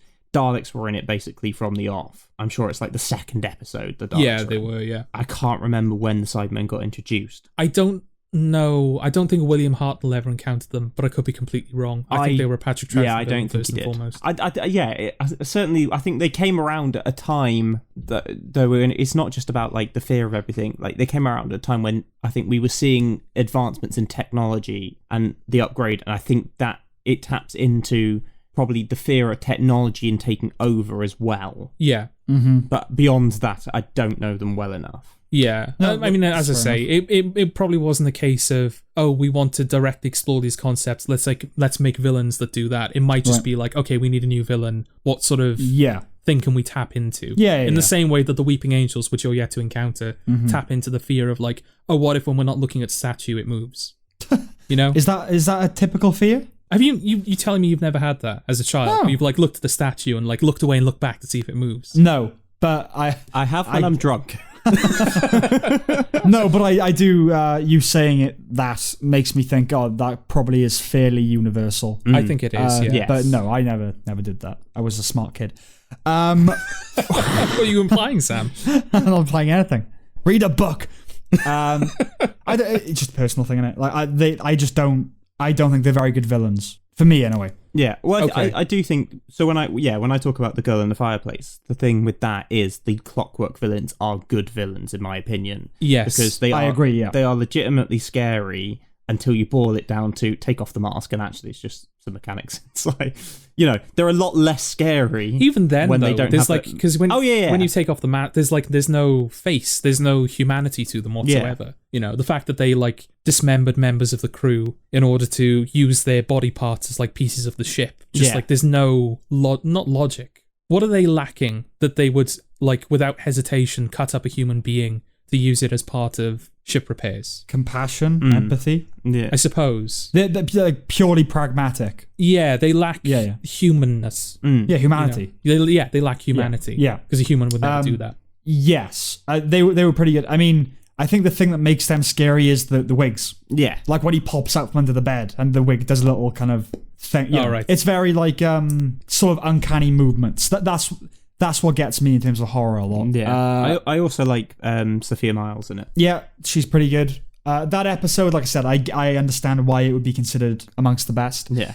Might be my second favourite of the season. Okay. But I don't know. I have a suspicion that my favourite episodes of each season are going to be completely random. Yeah. Well, Dalek wasn't random. No. That's and Father's Day, enough. I don't think is either. I think people probably like Father's Day. Okay. The Idiot's Lantern is not an episode I hear talk about a lot. No. So that might be out of the blue. I'm not entirely sure. I'm slightly surprised you chose that one. I would have thought that you would have found The Wire a bit cringe. Oh, it is. She's just it's going all I'm a bit hungry, and she's like, oh yeah, feed. I need to feed. Yeah. But it's all cringe, isn't it? Okay. It is all cringy. Well, if we're going to speak about cringe, shall we just stop beating around the bush? What did you think of Love and Monsters? Which one's that? The Peter Kay episode. The Absorber Yeah, I mean, that's terrible. Do you know the history behind that episode? No, I don't. Oh, right, okay. Do you want to take it, Eddie? Oh, I was to say, so basically there was a competition with Blue Peter that whoever won that, the monster that they designed would be used in the episode. So the Absorbaloff was designed by a literal child. Yes. Okay. But it also, so with that episode, obviously, it's not from the point of view of the Doctor and the companion. No. And part of that comes into, obviously, they'd done the Christmas special. So they then had to do certain blocks for the episodes. Mm-hmm. So the Rise of the Cybermen and Age of Steel were filmed at the same time that the last two were. Right. So that they could have the right actors. So this was then filmed on a very, very short sort of period of time. So they obviously couldn't have as much time with the Doctor and the companion. So that's why it was done from that point of view. And I'm only explaining that because as we get more into this, those episodes do occur more often. They do, yeah. I was going to say, though, there's nothing inherently wrong with that. Because obviously Blink, which you're yet to get to, Sam, and you won't like because you're a contrarian. But Blink is... I have seen Blink before, actually. Oh, right, okay. Yeah. But Blink, like the Doctor and Martha are Has it got... It's got a famous actress, Carey Mulligan. Is she Blink? Yes. Yeah, okay. Yeah, it's her episode. Yeah. So there's nothing inherently wrong with having episodes that lack the Doctor and their companion. You can get good episodes out of that. Mm-hmm. Another example is Donna Isn't in Midnight, and that's one of the strongest episodes of that series. Yes. Okay. Well, okay, so the Blue Peter thing is sort of... I think it's perfectly okay to take Doctor Who seriously as an institution, because it's clearly very... What it's achieved is amazing. Mm. Yeah. And to know it inside out, to be a fan of it is great. But the Blue Peter thing for me is sort of why you can't... There's a line of how seriously you can take it over which you can't cross. Because it's so interwoven into the fabric of British pop culture. Yeah. We've talked about this, the fact there are comic relief specials, Christmas specials, a kid does it's a competition, and that's not art, right? That is a negotiation with the public, an ongoing entertainment negotiation with the public. Okay. Again, it's impossible to compare, but it's the reason you can't think of it in the same breath as something like Breaking Bad. I'm not looking at Doctor Who going, oh, this isn't Breaking Bad. I am viewing it on its own terms. But there's a disjunct. In fairness, it's definitely not Breaking Bad. No, but I'll concede that point, I suppose. There's a disjunct there. It's not just people telling a story. It's having a chat with the audience as well. Yes. Well, you've also got to keep in mind that this is the BBC, and the whole premise of that organisation is that it's, you pay your TV license, which funds our programming, so we create programming that is representative of you, that you want to see, that you want to create. Yeah, and it started as a informative educational children's show, right? Yes. Doctor Who now, yes. That was the original premise. Yeah, Doctor Who, yeah. It lasted all one episode, but it was the original idea. Yeah. It did start with that. I mean, yeah, that episode is whack. Yes. Well, I think there was. I think that monster was mistranslated from the kid's original vision. Oh, was it? I think there was, because the guy who designed that monster has now got his own YouTube channel, and he's done a whole video about like his life after the Absorber-Loft became a thing. And he was like genuinely like bullied in school and shit because of how terrible that episode was. What? The kids don't bully. He got an episode. He got his thing on an episode of Doctor Who. Yeah, and it was terrible. Mate, your creeps University considered it to be one of the worst episodes they've done. Yeah, it is really bad. I hate it's gimmicky. I mean, that's the main thing for me. Forget the cringe of it. Okay. I hated we're following this guy who's sort of been on the periphery of all the major events of the series. I didn't like that. Okay. It felt exactly like Expose. Yes. The Lost episode. Where like basically Eddie obviously lost about a plane crash, all the survivors. There were like 50 survivors. Yeah. We only really focus on 14 of them. And there is an episode because fans were saying, how come we never see what's happening with the random people in the background, The writers went, oh, fuck it, we'll do an episode that's like that then, where you're seeing a lot of the major events of the show through the prism of these satellite characters. And it's universally regarded as terrible. Yes, that sounds bad. Yeah, and this felt like that. I mean, I admired Peter Kay's accent. I thought he does quite... Considering how Bolton he is, I thought he did a pretty good posh British accent. Okay. That's about it for that one. You're gonna have to remind me of the episodes, really. Okay. Did you like the blowjob joke at the end of that episode? I can't remember it. Where the girl that Elton has been dating is sort of sucked into... That slab. That felt icky. Yeah. Yeah, because that's Moaning Myrtle as well, isn't it? Yeah. Yeah, that well, she will be soon, yeah. Why would she be moaning? She can't experience I just realised as soon as I said it that it doesn't work, yeah. Does your hand moan? Depends on the day. Did you really just compare a woman to your hand? I compared a woman who's been reduced to a paving stone. Okay, if your hand was sentient then. Okay, so the Christmas episode is sort of the first one of the... Well, it's Tennant's first episode, so yeah, we probably start there. That was a bit rubbish. The idea of like, it's a Christmas tree that's mechanical and like evil Santas, it's too obviously like, what would you do if you did a sci-fi Christmas episode? Yes. Yeah. It only starts like that, to be fair, but I mean, Harriet Jones, obliterates a colony of a species. And Doctor Who, the Doctor, sorry guys. The Doctor basically, I don't know if he actually does, ruin her prime ministership. Yeah, he does. Yeah, he does, okay. But he kills a bloke earlier in the episode. He's a hypocrite. You could argue it was in self-defense, but he does it way in advance. Before the guy's even close to him, he satsumas him to oblivion. But in terms of like the Doctor killing, like the Sycorax leader was going to kill the Doctor, right? Were the Doctor to not do anything about it. The Sycorax were leaving, and Harriet Jones. I know. Then I'm being a bit facetious, but if you're going to criticize Doctor Who, do it properly, Sam. Okay, all right then. That's meant to be. Look, I'm watching it as a 25-year-old man. Okay. Yes. The things that are supposed to land often don't with me because I'm a 25-year-old man. Right, okay. But like the moment when he does kill that guy, it's meant to be like, ooh, dark. Because he says, I guess that's the kind of guy I'm going to be or whatever. And I'm just like, oh, fuck off, mate. He killed a guy with a satsuma. I know. I quite liked that little bit when they're on the ship and he challenged him to a duel. I thought that was pretty cool idea. In terms of David Tennant like killing him and then saying like, oh, no second chances, I'm that sort of a man. Right. Now that you've seen a whole season of him, do you agree with that? Do you feel like that's an accurate representation of that character? Not at in the all. slightest. Not at all. He's a Blue Peter presenter doctor. Yeah, he's very clean cut and sort of child friendly and affable and likable and many other words that could be said. And David Tennant is, I think, yes, from the impression I've gathered from him anyway. But Mickey's a cuck.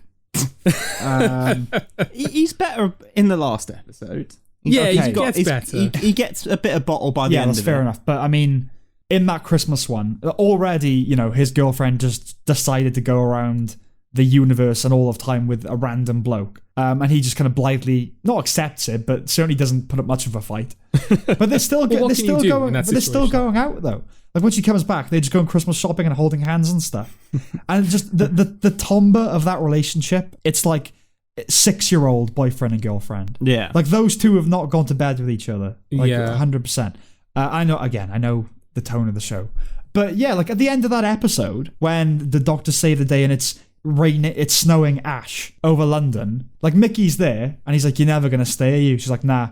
The doctor just holds out his hand, and she holds hands with him as they watch the snow. I think he's in the background, just not even, like, simmering or bristling. He's just like, yeah, I suppose.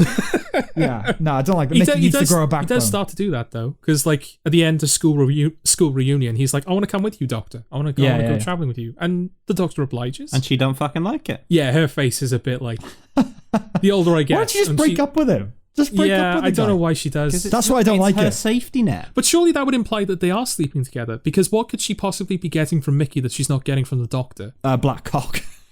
Oh, there you go. So they must be sleeping together. No, they obviously are, but I mean, just like the way they are portrayed and the way they act. I'm not saying I want them oozing with sexuality, but it doesn't seem like an adult relationship. It seems like that's completely fair. I think that's it actually for the Christmas one. What was next? New Earth. I didn't think much of that one. Did you not enjoy the return of Cassandra? Nah. That's it, really. Okay. Like I've said before, we shouldn't go through this episode by episode, but maybe we should. Well, we'll stick around on if there's nothing really to say about an episode, we'll sort of skip past it. Yeah. We'll stick to the episodes that we have something to say about. I don't think I have anything to say about that one. Okay. I like that the face of Bo is in it. He pops up. I like the face of Bo. Okay. Do you like the cat people, Sam? How did you cope with the cat people? Cunt. Ardlo Hanlon. Is he the same breed of cat? Is that the species? Yes, they return to New Earth. Oh, okay. Well, I like the Ardlo Hanlon cat. I'm genuinely interested to see if your opinion of that episode stays as high as it is. Yeah. Because you even when you've been like, "Oh, Doctor Who is shit," it's not good. You've always spoken highly of that episode for some reason. Yeah, I don't know. I always it made me feel safe, that episode. I don't know why. Ardlo Hanlon's a cat, Yeah. Do you particularly like Ardlo Hanlon? No. Oh, okay. But his voice, and he's a cat. That's just makes me feel okay. Makes me feel warm. Yeah. Right. What's after New Earth? Tooth and Claw, which is werewolf Queen Vic and the werewolf. Didn't really care for that one. Okay. Yeah, that's about it for that one. Didn't have much to say about it. I didn't like at the end of it. I didn't like the It's like in Captain Marvel, where if you find out that Avengers is named Avengers because that was her call sign in the Air Force. Just at the end where the Queen is monologuing and she says, "And we will call this thing Torchwood." Yes. And if it ever, it's like, all right, enough setup, I get it. Yeah. Yeah, so that's all I've got to say about that episode. What's after Tooth and Claw? The school reunion. I like Sarah Jane and I like K9, so that's why I like it. But that's those things. Those things don't mean anything to me. You know, because it is a reunion episode, isn't it? It's, hey, those guys. Yeah. No one to me. You didn't like K9? Nah. Robot dog? Nah. Wow. It's a robot dog. I'm 25 years old, Jordan. Yeah, and you could do with a fucking robot dog in your house. Yeah. So after that, it's the Girl in the Fireplace. Okay, which we've already spoken about. Yeah. Then we've got Rise of the Cybermen and Age of Steel. Yeah. Yeah, we talked about that. I think The Idiot's Lantern is next, right? Yep. Yeah. Okay. The Impossible Planet and the Satan Pit. The Satan Pit. Yeah. I didn't mind that double bill. I thought that was all right. I quite liked that. Like they're trying to do an Alien. Well, the first part is anyway. Yeah. That sort of idea, on a stranded ship. Yeah. I don't know. I quite liked the mixture of sci-fi elements with religious satanic imagery. Yes. I like that. Did you like the Ood? Like what? The Ood. Oh, the Ood. Yeah, they were all right. Yeah, I like the They were Ood. okay. I quite like the Ood. Yeah, that's it for those Okay. two. What's next? I'll make comprehensive notes for series 3. Okay. Well, no, that's fair enough. If you don't have much to say about the episodes, Yeah. No, I mean, look, that in and of itself says enough. In all honesty, I don't think my opinions would have drastically changed, but Jordan messaged me a few days ago to say basically how far in are you, and until he said that, I forgot that I had to watch series 2. And so I've had to zip through series 2 quite quickly. Mm-hmm. Okay. I will make measured notes about the series 3 episodes. Okay. What's after that? Okay. Love and Monsters. We talked about that, right? Yeah. Yeah, no. It's disappointing as well in that episode because if I remember correctly, in Doomsday, Jackie and Pete Tyler are reunited. Mm-hmm. Yeah. And in that speech, I think this is something like other people have brought up as well. But she says like to Pete, but Pete says, "Did you ever remarry?" And Jackie was like, "There was never anybody else." Right. And yet in Love and Monsters, she's constantly trying to hit on Elton. Well, she tries to hit on the Doctor in the pilot. Yeah, there is that. But like she sort of like the Doctor rejects her, and she's like, "Oh, fine then." Yeah. But like Elton, she's really trying to get Elton's John. All right. I saw that one coming. That one was predictable. I don't know what else he's supposed to like. She wanted his crocodile rock. I don't know what else. Is Rocket Man? Is Tiny Dancer? Tiny Dancer. There you go. Jeez. If we're talking about the balls, I guess that's why they call it the blues. And then after it's all done, sorry seems to be the hardest word. There you go. Okay, So the episode after that is Fear Her, which is the Olympics. That's the episode I thought least about. Not that I had the lowest opinion of, just nothing. I have nothing to say or think about I that. could be completely wrong, but I think that episode is literally filler. Like they were going to do an episode that failed, so they had to come up with something to fill the time slots. Yes. So what happened was they were going to do an episode that was written by Stephen Fry. Yes. Okay. And then they had to change the plan, and so this was what was brought in afterwards. When was it announced that London were going to host the Olympics? I don't know. It had been by this point. Yeah, because it feels like a topical, again, that British institution thing of like, ooh, the Olympics. We just got the Olympics. Let's make an Olympics episode. Yeah. Yeah. No, I just literally have nothing to think or say about that one. Yeah. Okay. I was disappointed when the actual Olympics rolled around and Bradley Wiggins was the person who carried the torch into the stadium, not the Doctor. Not Bradley Walsh. What? Not Bradley Walsh. What's not Bradley Walsh? We'll cut that out. No, but the point I was making was that, like, I feel like there was a missed opportunity because the episode is literally there. Why didn't you, get David Tennant to bring in the torch? Because this was the real world Olympics, Jordan. They don't give a shit about Doctor Who. Well, they should. A gold medal winning athlete, not Or the an Doctor. actor. I'm sure there was Doctor Who stuff in the opening ceremony, right? There must have been. There must have been. Yeah, probably. Yeah. If Mr. Bean was in the opening ceremony. Yeah, that's true. But yeah, after that you had Army of Ghosts and then Doomsday. Yeah, it's okay. How dare you? I know. Nah, it's fair enough. I don't like the Cybermen. I think I quite like the Daleks, just because they're funny to listen to. Like I said, I don't like Rose. I really don't like her, and it's not the performance; it's just that character, and I just don't care that they're separated. I just don't care. Okay. But yippity yay, Catherine Tate. Yes. But she's not the next companion, is she? No, she's in this episode. Oh, I'm spoiling it for you. Obviously. No, but you can talk about this because Freema Agyeman is in Doomsday. Oh yeah, you'll have to let us know. She's in. Yeah, she's. Remember the two people that go down to the basement for a snog? Yeah. Yeah, she's one of those people, and yet she becomes like a companion, A new character. a new character. Yeah. Oh, that's weird. Can I explain the connection, or do I have to wait? You can try if you want. Well, actually, no. Let him. I want to see what he says to it. Okay. Because they do address it. Okay, that's fine. Violet, make a note. We can talk about it. But yeah, no, they do it all the time. Yeah, the way they reuse actors. Okay. But I don't know if there's anything as blatant. Because even when they reuse Peter Capaldi, that becomes like a story. Yeah, that Right. becomes part He's of finding out where the faces come from. But like Freema Agyeman, she is just like, they are literally just reusing an actor. Well, Okay. yeah, so with her, this was like the third time she'd auditioned for the part.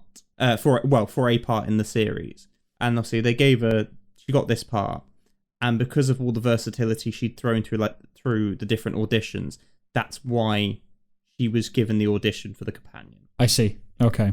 So there's more to that, but obviously that's for later date. Yes. So the next is the Christmas special for me then, yeah? Yes, with Catherine Tate. I don't like Catherine Tate, like, at all. So I am not looking forward, especially not to her run as the companion. Okay. But we'll see how it goes. We will, yeah. Did you not enjoy the bitchy back and forth between the Cybermen and the Daleks? No. Why? I can't tell you why. Just it was funny. It was good. Okay. Each to their own. This is not war. This is pest control. It's funny. Look at me laughing. Oh wow. I'll try and be more. Hopefully, the sciatica will have passed, and I'll have a more positive review for Series 3. Well, so long as you have a more accurate review, it doesn't necessarily have to be positive. Yeah. So, Series 1, you're still fond of. This Yes. hasn't ruined your opinion of Series 1 at all. No. It's episode to episode, isn't it? So, Series 1 is still a thumbs up. Yeah. But what is Series 2? Is that a thumbs down? Or a thumb firmly planted there are sideways? some. Again, it's difficult because it's just a random. You might as well randomly assign a cluster of episodes, and just ask me to judge that. But while there are some thumbs up for Series 2, broadly, I'm gonna have to give it a thumbs down. Okay. Because I was bored for most of it. Okay. So yeah, Series 3 beckons. Yep. It does. So yeah, that's it for Doctor Who. And I think that's it for this episode. I think it it is. I think it is, yes. Okay. The only other thing I could have possibly mentioned briefly was the fact that Woody Allen's memoir actually got published. It did, yes. And he says that Timothy Chalamet Can go fuck himself? yeah, Timothy Chalamet only donated his fee for the film he was in because he wanted to help his Oscar chances. Yes. Which right. doesn't okay. seem massively unlikely, to be honest. Yeah, No. I can buy that. Yeah. Right, let's wrap up then. Yep. Okay. We'll see you on the next one. Yep. Well, assuming this works out in post, actually. Yes. Yeah. But yes, this will be the format for. Hopefully, it hasn't been too different. Yeah, But this is going to have to be the format for the time for being. the near so future. if it's not working out as well as it could, we apologize. Yes. Please stick with us, I suppose. All right. Bye. Bye. Bye bye. Are we tapping? Okay, we'll give it a go. Go on it. Ready? 3, 2, 1.